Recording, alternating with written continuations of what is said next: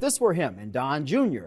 or Eric Trump or Ivanka, I can only imagine what the headlines would have been. Let's jump over to CNN. There's a guy by the name of Shermichael Singleton over there who I think is, fairly decent from what I can tell. And here he is calling out the absurdity from the Democrats that we are seeing around this lie and, well, distortion and whatever else they might want to call it. The Democrats portrayed the president as this great arbiter of morality and truth. They said that he somehow was a better standard bearer for protecting norms and the institutions of our country, and yet that wasn't true.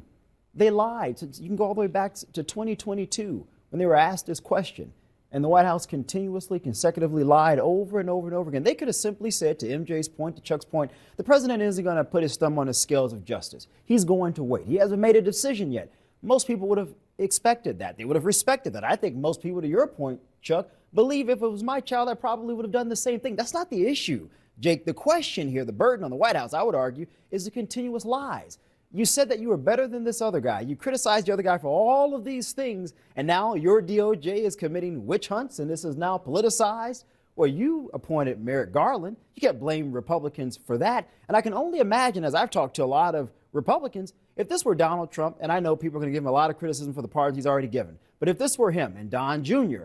or Eric Trump or Ivanka, I can only imagine what the headlines would have been. And I will say, if you're Democrats and you're trying to walk this straight line that we're somehow better than Republicans because we care more about the future and state of this democracy, I think that's trash now. No one believes it. No one believes it. They've lost all credibility for the facade they portrayed for several years.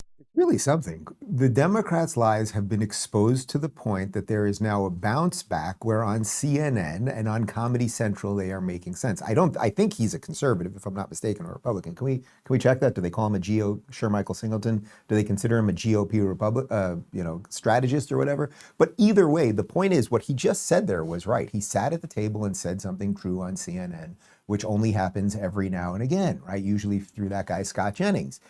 You guys cannot pretend to be more moral. You cannot pretend to be the party of law and order. You can't pretend to be the party of truth or anything else. And more than anything else, perhaps, it exposes the fact that Joe Biden, who was brought in as old Joe, who wasn't going to be a crazy radical or anything else, he ushered in all of the wokeness, and he's now attacking his own Department of Justice. And yes, Shermichael Singleton is a GOP strategist. So good work. There's something sane going on over there. Very bizarre.